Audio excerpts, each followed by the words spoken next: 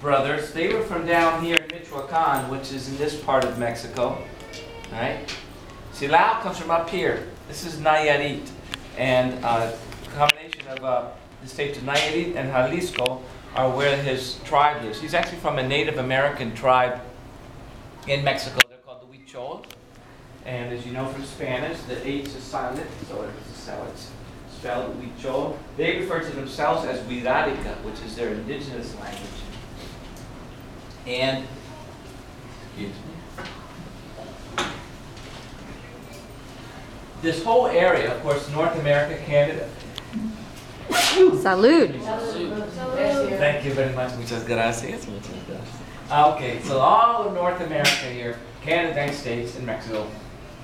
Before, the Europeans arrived, up here, the Pilgrims and their ancestors, down here, the Spaniards and their ancestors.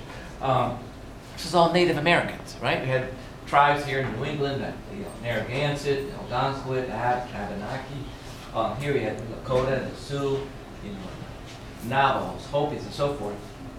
Mexico still has 62 different indigenous languages that are still spoken. So Cilau's group comes from down here. So you have the Sierra Madre Mountains, but also beautiful coastline. And they actually, some of their sacred sites are actually right here in the ocean.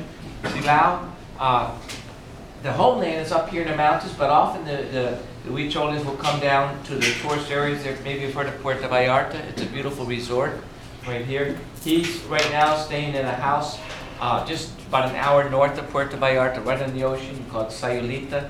It's kind of a cool, laid-back tourist spot. A lot of West Coast people, a lot of surfers. It used to be a fishing village. Now it's a big surfing village. And because of the tourism, that's one of the ways that they're able to support themselves and they're cooperative of other artists by selling this artwork.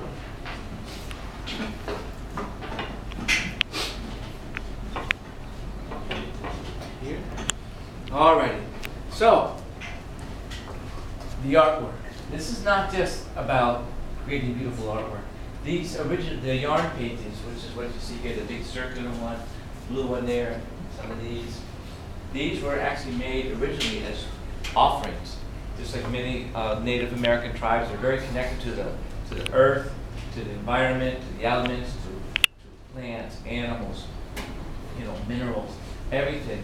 And that those elements are portrayed in their artwork. So you see lots of images of animal or images of corn, feathers.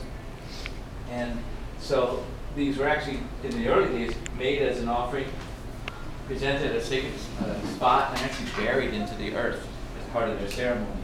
Nowadays, the Huicholes, for about maybe the last 50, 60 years, they've been starting to recreate their artwork and sell it.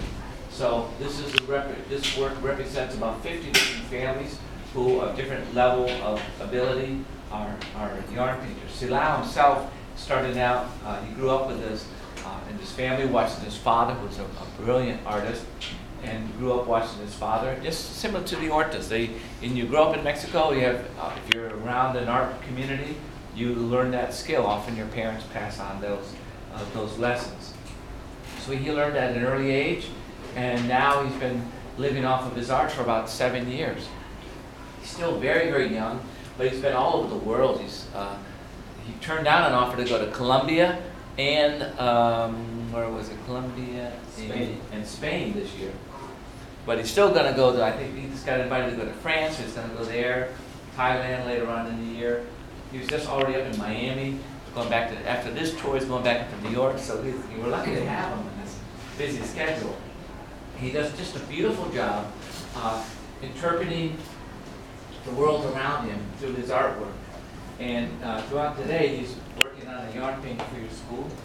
You can show that. You can see some of the yarn still attached to it.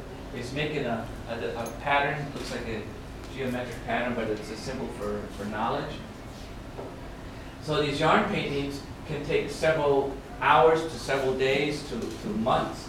And something like these, this round one there and the blue one, those are accumulation of about 3 weeks' work, each one of those. And that's all that yarn pushed into beeswax. So they get a piece of plywood, they cover it with a combination of beeswax mixed with pine resin, or what we know as sap, They heat that up, they make a little mixture of it, and then they